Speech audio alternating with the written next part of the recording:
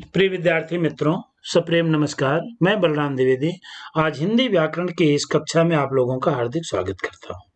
हम लोग संधि के क्रम में अध्ययन कर रहे हैं। आज इस वीडियो में हम आपको संधि के अंतर्गत व्यंजन संधि की परिभाषा और उसके भेद का अध्ययन करेंगे। प्रिय विद्यार्थियों, इसके पहले की वीडियो में हमने संधि की परिभाषा, संधि विच्छेद, संधि के प्रकार पढ़े। पिछली वीडियो में हमने संधि के प्रकार के अंतर्गत जो संधि के 3 प्रकार हैं, स्वर संधि, व्यंजन संधि और विसर्ग संधि, उसमें हमने आपको स्वर संधि के परिभाषा और स्वर संधि के जो 5 भेद हैं उसका हमने विस्तार पूर्वक अध्ययन किया है। अब हम लोग इस वीडियो में ये जो संधि का तीसरा वीडियो लेकर मैं आपके सामने उपस्थित हो रहा हूं, इसमें हम लोग व्यंजन संधि के बारे में, उसकी परिभाषा और जो व्यंजन संधि के प्रमुख नियम है उसका हम लोग विस्तार पूर्वक आवश्यकता अनुसार अध्ययन करेंगे। लेकिन आप सबसे मेरा निवेदन है कि आप इस वीडियो को अंत तक देखें, इसको लाइक करें, शेयर करें, सब्सक्राइब करें। मेरा बलराम द्विवेदी के नाम का एक यूट्यूब चैनल है जिस पर व्याकरण के अंतर्गत और कुछ महत्वपूर्ण वीडियो भी आपको मिलेंगे। आप उस चैनल को लाइक कीजिए, शेयर कीजिए, सब्सक्राइब कीजिए। आइए, आपका हम ज्यादा समय नहीं लेते हैं, सीधे व्यंजन संधि की परिभाषा के अंतर्गत हम संधि के अंतर्गत व्यंजन संधि जो संधि का दूसरा भेद है, हम उसकी परिभाषा देखते हैं। अब व्यंजन संधि की परिभाषा, जब संधि करते समय व्यंजन के साथ, माने पहली ध्वनि व्यंजन हो, पहले शब्द की अंतिम ध्वनि व्यंजन हो और दूसरे शब्द की पहली ध्वनि स्वर या कोई भी व्यंजन हो, उसके मिलने से जो उसमें रूप परिवर्तन होता है उसे ही व्यंजन संधि कहते हैं। अर्थात जब दो वर्णों में संधि होती है तो उसमें पहला यदि व्यंजन होता है और दूसरा स्वर या व्यंजन होता है तो हम उसे व्यंजन संधि कहते हैं। उदाहरण देखिए, दिक् प्लस अंबर दिगंबर, दिक् प्लस गज दिग्गज, जगत प्लस ईश जगदीश, जगत प्लस नाथ जगन्नाथ, सत प्लस भावना सद्भावना। इस उदाहरणों में आप देख रहे हैं पहले शब्द में जो भी पहला शब्द है, पहले शब्द की अंतिम ध्वनि में ये सब व्यंजन ध्वनियां हैं क्योंकि प्रत्येक ध्वनि के नीचे हल चिन्ह लगा है, और दूसरे शब्द की पहली ध्वनि ये ह्रस्व या माने स्वर या व्यंजन होते हैं, तो इनके मिलने में इसमें जो परिवर्तन हो रहा है इसको हम ही व्यंजन संधि कहते हैं। अब आप देखिए व्यंजन संधि के जो नियम है, जैसा अभी हमने बताया, दिक् प्लस अंबर दिगंबर, का गा हो गया, का गा हो गया, ता का दा हो गया, ता का ना हो गया, ता का दा। तो ये परिवर्तन कैसे होते हैं, इसके नियम क्या हैं? आइए हम कुछ महत्वपूर्ण नियमों के अंतर्गत व्यंजन संधि की जो परिभाषा हमने आपको बताई है उसके कुछ नियम को समझते हैं। देखिए व्यंजन संधि के प्रमुख नियम बहुत सारे हैं, हम यहाँ कुछ महत्वपूर्ण नियमों के बारे में आपसे चर्चा करेंगे। तो व्यंजन संधि का नियम 1, पहले वर्ग के पहले वर्ण। देखिए पहला वर्ग, आपको फिर से मैं बता रहा हूं, जब हमने आपको हिंदी वर्णमाला पढ़ाया तो हिंदी वर्णमाला में हमने आपको 5 वर्गों के बारे में बताया, कवर्ग, चवर्ग, टवर्ग, तवर्ग और पवर्ग। ये व्याकरण पढ़ते समय आपको बार बार मिलेंगे। तो यहां बताया गया जब किसी वर्ग के पहले वर्ण, ये वर्ग हैं कवर्ग, चवर्ग, टवर्ग, तवर्ग और पवर्ग, बताया गया पहला वर्ण हो, अपने वर्ग का पहला हो, का मेल किसी वर्ग के तीसरे या चौथे वर्ण से होता है, या रा ला वा सा, या रा ला वा और हा, या किसी स्वर के साथ हो तो मिल करके उसी वर्ग का तीसरा तीसरा वर्ण हो जाता है। अब आप देखिए कवर्ग, चवर्ग, टवर्ग, तवर्ग और पवर्ग, इसके मिलने का नियम क्या है? ये अपने वर्ग का पहला है और इसके मिलने पर किसी वर्ग के तीसरे चौथे वर्ण, किसी वर्ग का कोई भी वर्ग हो उसका तीसरा और चौथा वर्ण हो, चाहे कवर्ग, चवर्ग, तवर्ग और पवर्ग का कोई भी तीसरा और चौथा वर्ण हो, या रा ला वा हा हो, या कोई भी स्वर हो, तो ये अपने वर्ग का, उसी वर्ग का तीसरा वर्ण हो जाता है। माने का तीसरा का खा गा, तो गा हो गया, चा का क्या हो गया, चा छा जा, तीसरा वर्ण, टा का डा, ता का दा और पा का बा हो जाता है। अब आप यहां देख लीजिए उधर, दिक् प्लस गज दिग्गज, वाक प्लस ईस वागीस। अब यहाँ का गा हुआ और दूसरे शब्द की पहली ध्वनि की मात्रा उस पर आ गई, वागीस। अच प्लस अंत अजंत। चा का क्या हो गया, जा हो गया और आ की मात्रा उस पर आ गई। सट प्लस आनंद सडानन। टा ठा डा। सत प्लस आशय सदाशय। ता था दा। सत प्लस अनंतर तत् प्लस अनंतर तदंतर। दा आ गया। उत प्लस घाटन उद्घाटन। तो आप देख रहे हैं कि प्रत्येक इस नियम के अंतर्गत जो हम आपको बता रहे हैं, ये पहला वर्ण जो है, कवर्ग चवर्ग टवर्ग तवर्ग पवर्ग कोई भी हो, जब वो किसी वर्ग के तीसरे चौथे वर्ण या रा ला वा या कोई भी स्वर से मिलते हैं। देखिए यहाँ पर आशय में ये सब में स्वर है। यहाँ घाटन में देखिए का खा गा घा, का खा गा घा चौथा वर्ण है, तो वो अपने वर्ण का तीसरा वर्ण हो जाता है। इस नियम में हमने समझा।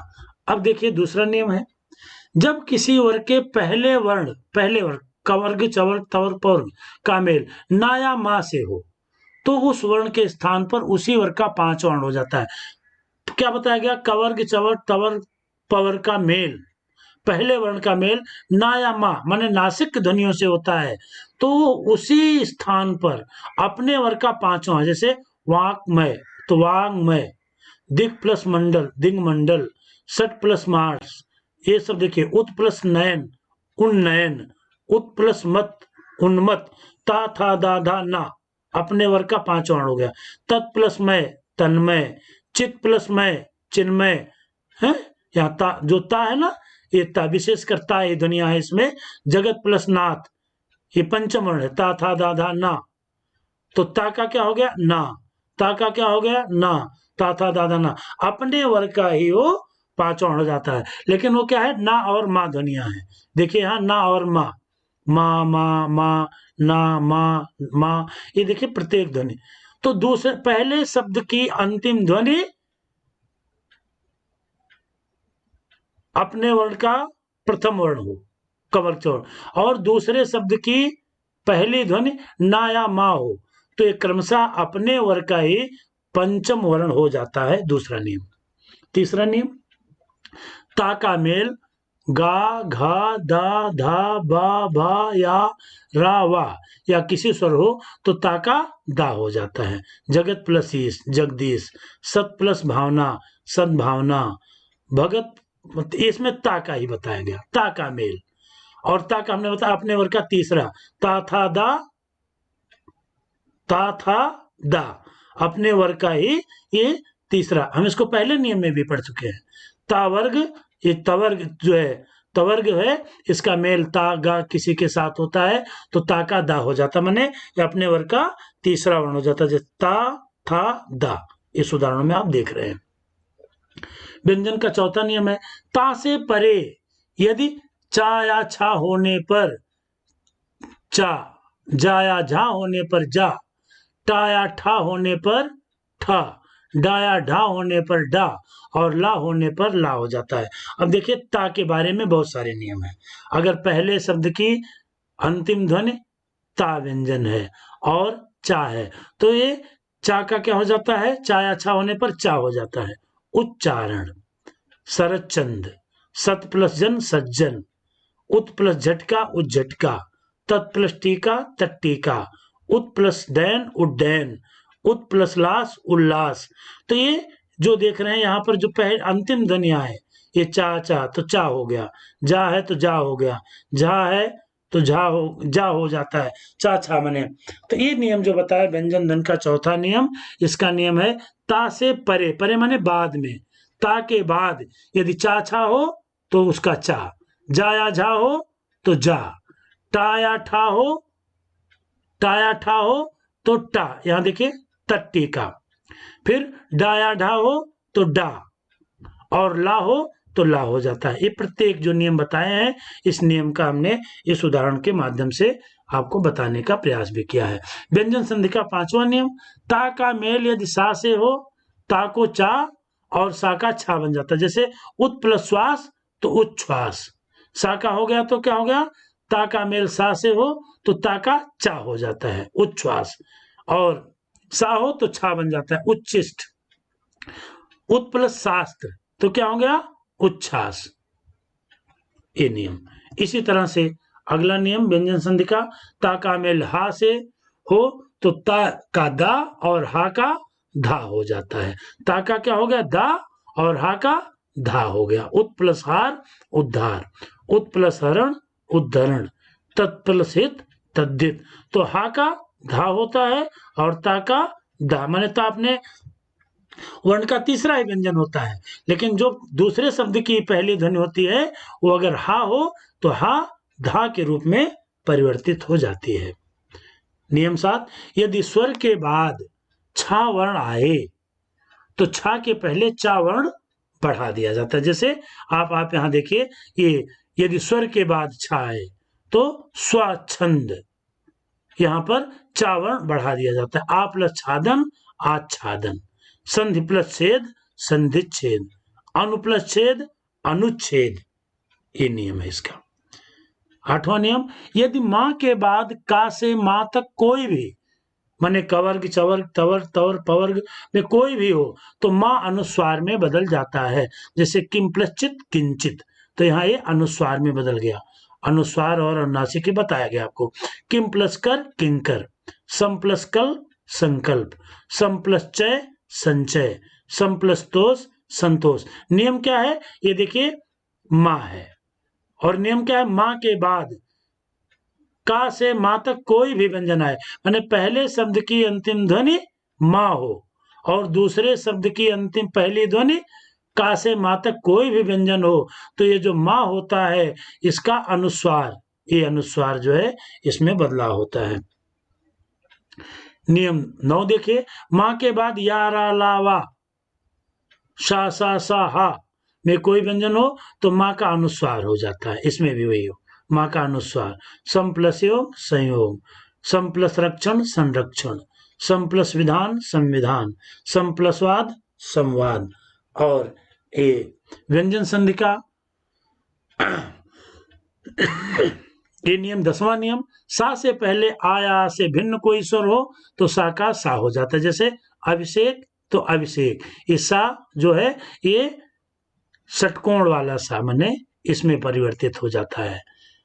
सा से पहले यदि कोई आ ई हो माने तो ये परिवर्तित होता है सा में।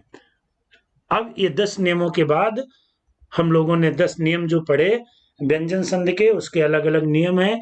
निश्चित तौर पर संधि के, स्वर संधि के, व्यंजन संधि के जो भेद हमने आपको बताए, इसको और अच्छा परिमार्जित करने के लिए और अच्छे से समझने के लिए इसको आपको निरंतर अभ्यास करना पड़ेगा। हमने आपको केवल सूत्र दिए हैं, ये नियम पढ़ाते समय हो सकता है जब विद्यार्थी इसको पढ़ें तो 1-2 बार में उनको समझ में आए कि इस नियम में कैसा क्या बदलाव आ रहा है, लेकिन जब एकाग्र होकर के एक एक नियम पर अपना ध्यान केंद्रित करेंगे और उसके संधि और संधि विच्छेद के शब्दों पर ध्यान देंगे तो निश्चित तौर पर मैं आपको विश्वास दिला रहा हूं कि संधि नामक शीर्षक, संधि नामक विषय काफी आसान हो जाएगा। इस प्रकार व्यंजन संधि के अंतर्गत उसके 10 नियमों के साथ हमने व्यंजन संधि के नियम को रेखांकित करने का, उसमें जो बदलाव और परिवर्तन आते हैं उसको समझाने का प्रयास किया है। आशा करता हूं कि आप लोगों के समझ में आया होगा। आप सबका बहुत बहुत धन्यवाद करता हूं।